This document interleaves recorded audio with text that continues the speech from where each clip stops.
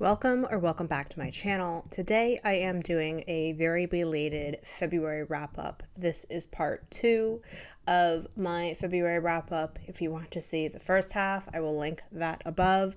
And I will be going over the last 5 books I read in the month of February. I read a mixture of fiction and nonfiction, as well as a not yet published proofread book, and some interesting histories that I think are more relevant than ever. So if you're interested, stick around and we will get started. The first book I will be discussing that I finished was The Jakarta Method, Washington's Anti-Communist Crusade and the Mass Murder Program That Shaped Our World by Vincent Bevins. This book was insane. However evil you think the CIA is, you probably have no idea of the depths of its depravity.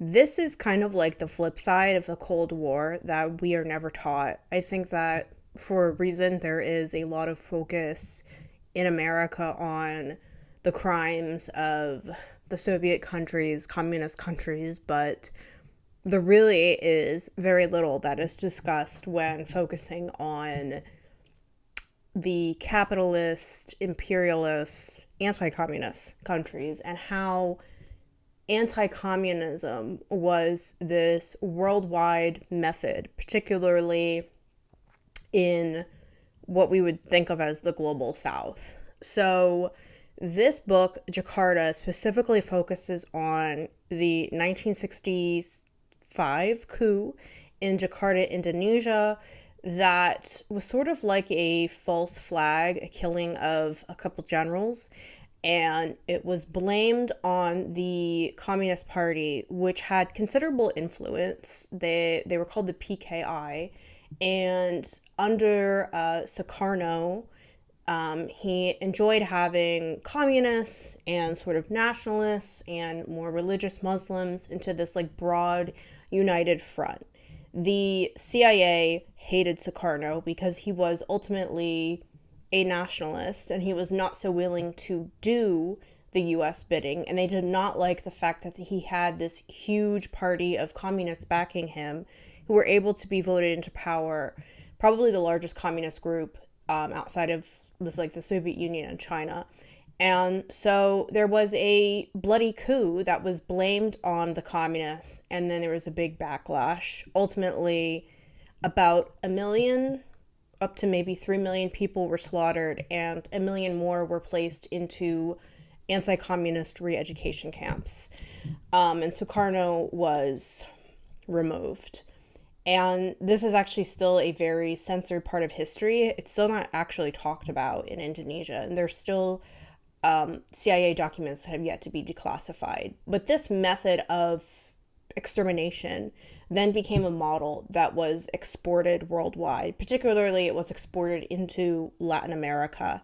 Brazil followed a sort of similar route, and both Brazil and Latin America kind of became then these anti-communist watchdogs of their region and were very effective at just mass murdering and removing communists or anyone really who was a socialist, who was left-leaning, labor organizers, etc., etc. It was, like I said, it was eye-opening. My mouth dropped to open at parts. I think it pairs really well with Naomi Klein's The Shock Doctrine and David Talbot's The Devil's Chessboard to really understand, like, foreign policy and the nature of U.S. imperialism, and to really undergo a sort of Western deprogramming. Because I think that while actually existing socialism is few and far between in the world today, anti-communist and anti-socialist baiting is still a really prevalent force. Anytime anyone talks about a little bit of wealth redistribution or single-payer healthcare, it's, you're smeared as like, oh my God, people start howling about the gulag. And it's like, the anti-communists have a staggering body count. themselves, arguably more. He doesn't go into every single instance because he does basically mention Indonesia and a lot of Latin America, but there were similar programs modeled on the Jakarta method employed in Iraq, Sri Lanka, Sudan, and East Timor. So yes, I thought this was really, really well written. I really like his writing style because there's so much history here, but it's so accessible and it's not dry at all. It was fascinating and I highly recommend it, and I rated it 5 stars. The next book I read was a new release, and that was Hemlock by Melissa Faliveno. This is a slow gothic literary horror that is infused with elements of body horror, alcoholism, and coming to terms with one's queerness. This book is labeled as a butch black swan, which I think really does it a disservice because it's less horror and much more introspective and literary. So the book begins with a young Brooklynite woman named Sam who returns to her hometown in rural Wisconsin, intending to fix up the cabin her parents once owned and resell it. She has a boyfriend back in Brooklyn. They have a pretty stable relationship together, even though she's just kind of wants more, you could say. And she's just dealing with a lot of like identity crisis and long-held trauma of her mother, who disappeared many years ago, vanished without a trace, and they don't really know what happened to her. And so Sam coming back to this cabin to fix it up naturally triggers these long-held memories. And she begins to drink a lot because she is an alcoholic in denial. And then she slowly descends into psychosis. And so we're not quite sure what is actually happening and has a magical element and what is all just in Sam's head. There was a deer that comes to the cabin outside and it begins to talk to Sam, and it very much sounds just like Sam's mother. And while all this is going on, she is grappling with her gender identity, grappling with, does she want to remain in her relationship with her boyfriend? Does she want to go back to Brooklyn? It has this kind of element of, there is some tenseness to it. I was at points gripped on the edge of my seat because there is a male neighbor that is lingering nearby that you begin to wonder, oh, is this going to go down a sort of different route? Is it going to go down the thriller horror route? What kind of creatures are lurking in the woods? And meanwhile, Sam's body, as she is sort of stumbling into alcohol-induced psychosis, is starting to change in and of itself. So I thought this book overall was really well written. I thought it was gripping. I thought that I could completely see and feel, like tangibly feel and smell the woods of Wisconsin and the small bars that she frequents, everything, just like the people and the settings and like the customs and mannerisms of the locals all felt really real to me. And I do think that the subtle gothic and supernatural elements gave the book a gripping edge, even though I would say by the ending that keeping these elements as an ambiguous, spoiler alert, was a little bit unsatisfying. I will say, though, that the main character herself was probably the only thing I really didn't like. She is an unlikable character. And that's fine, to be honest. I don't have a problem with that. I read books about women who are a mess all the time. But I think the one thing that was the most annoying with Sam was that she was really intent on proving that she was not like everyone else. Like, she was not like other girls. And I mean, yeah, she obviously is not. She is a gender non-conforming masculine woman. But there were a couple moments where she starts going on about, like, I don't know, gentrification back in her native Brooklyn, or back home in Brooklyn, and kind of this idea, like, without really realizing that, like, even though she comes from a working class family herself, she herself is part of the problem of gentrification. Like, I'm saying this as someone who also acknowledges I was part of the problem in cities I've lived in and neighborhoods. And it just was a little bit annoying and tone deaf. Other moments where, you know, she makes friends with this woman a local that is half native, and then Sam has to sort of go through this whole thing in her head about like, oh, like she looks like my grandmother, oh, maybe we actually have some distant Native American ancestry, and then it like becomes Middle Eastern, and I was just like, girl, just stop, like just so yeah, that to me was just some of those divergent moments, and the main characters, I'm not like other women, was grating to me. But overall, I liked this. I also have to say that I know the author. We were co-workers many years ago, and it was a little jarring, on a side note, to read about the author inserting our job into this book and certain events that this job would do. I was kind of not expecting that. So it is a weird phenomenon of reading a book by someone you know, even if you didn't know them that well, and envisioning the office. You're not really envisioning it because you know what the office looked like. You know what these galas looked like. So yeah, that was definitely a trip down memory lane. But yeah, overall, just objectively speaking, I did enjoy this despite some nitpicky things, and I rated it 4 stars. The next book I read was for a freelance proofreading project. This book is not yet out. It comes out in October of 2026, and that was The Museum of Modern Love by Mariko Turk.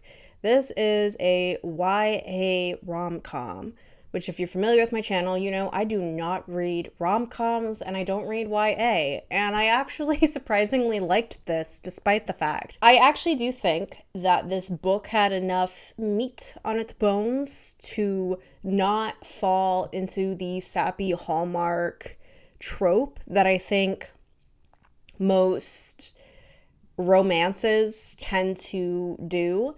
And I also think that the main character, Miki, I think that's how you say her name, has enough interiority as a teenage girl on the cusp of adulthood that I did not feel that this was...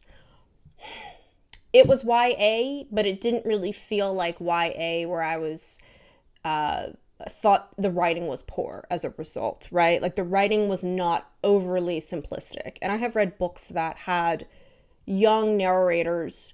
They were not billed as YA, but I felt that the writing was very juvenile and not up to par. And I actually think the writing in this is decent. So this is, I guess, for like art history nerds.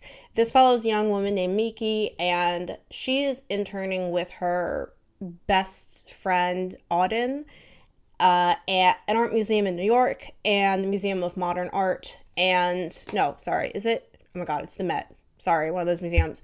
And on their last day, she wants to tell Auden that she has feelings for him, and she's had feelings for him for quite some time, and she plans to do this by sort of like accidentally getting locked into the Met after dark, because that is what happened to her grandparents. That is how they met. They accidentally got locked in the Met and they fell in love, or so the story goes. And she ends up spending time with the wrong person, someone else who is there with all of these other young interns, because like his uncle works there while they're setting up for this grand exhibit, named Lou McSweeney. And Miki and Lou have a sort of past history together. So it goes from there into a sort of lovers, but not really, like enemies to lovers, I guess you could say. I think that some of the author's musings on love and the idealism that young women tend to have actually caught me off guard, because I felt that I expected this novel to perpetuate those stereotypes, and instead it actually dissected it. And I also could relate to Miki, the main character, and admiring someone from afar rather than building a real relationship, rather than telling them how you feel because it's just safer. That was definitely me when I was younger. So yeah, I thought it was decent, for what it was, and I rated it 4 stars. The next book I read was a nonfiction, again, in keeping with the theme of Black History Month, and that was 9 Lives of a Black Panther, A Story of Survival by Wayne Pharr. So this is a memoir, and it is about Wayne Pharr. He's not a former Black Panther that is particularly well known, I think, but I saw this on display at my local library for February for Black History Month, and I just wanted to pick it up because I was interested in reading more about the Black Panthers and how they operated. It was quite impressive, to be honest with you. Wayne comes from more of like a working class background, and as a young man, he was, like a lot of African Americans, directly affected after MLK's death and the Watts riots in 1965, and somewhere in between that time period, he ends up joining a local Black Panther chapter in LA. I think I did learn overall a bit more in depth about how the Panthers operated, as in terms of like community control, community patrol, and the free breakfast programs that they offered to people within their community, and how they, I guess the Marxist term is called praxis, like how they applied Marxist theory in action. There was also a lot of like drives they would do for like healthcare kind of stuff, just access, trying to get to protect their own community. And all of this is going on with massive state repression. You have the police coming in. He recounts like instances where they would have like the free breakfast program going on, and police would come in and just start like throwing the food on the floor.